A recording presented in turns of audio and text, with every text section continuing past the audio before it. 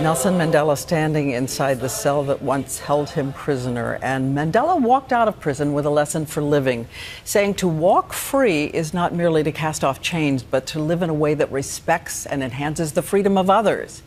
And he did something behind those prison walls that was a kind of dress rehearsal for what he would do later in the world. ABC's David Muir now one-on-one with the jailer who became his most unlikely friend.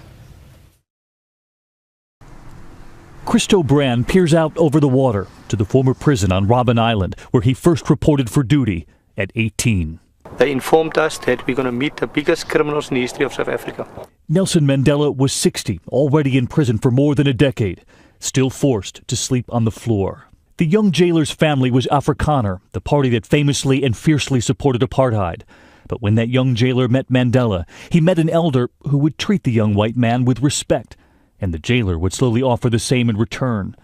Christo Brand told us of one of Winnie Mandela's visits and her request. She said, "Please, can I just show Mandela from a distance?" I said, no, just leave the child.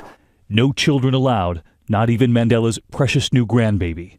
What Winnie Mandela didn't know was that while she waited in a holding area, that jailer had secretly brought the baby to Mandela.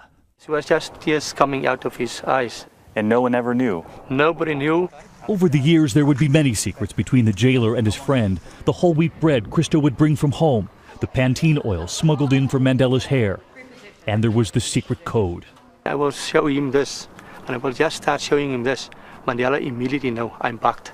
I was bugged a lot of times. You lied to keep your job and to keep your friendship with Mandela. That's correct. During all of those isolating years on Robben Island, the prison guard said there was one view from the prison courtyard of the country Nelson Mandela loved, and that was the very top of Table Mountain here in Cape Town behind me. That Mandela would look to this view wondering if he'd ever be free. But Mandela was always preparing for that day. He asked the jailer to teach him Afrikaans, the language of the whites in power. There were essays assigned and the red pen that corrected them. And on the day Mandela was released, his speech was delivered in Afrikaans. Mandela famously said, "If you talk to a man in a language he understands, that goes to his head. If you talk to him in his language, that goes to his heart." That's what he did. And that's what he was strive for, and that's what he was live for, and that's what he was fight for while he was in prison, to have people live in peace.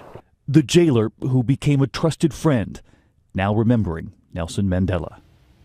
That most unlikely friend, the jailer standing on that hill with me in Cape Town, overlooking Robben Island and telling me that he'll never forget that bond they formed.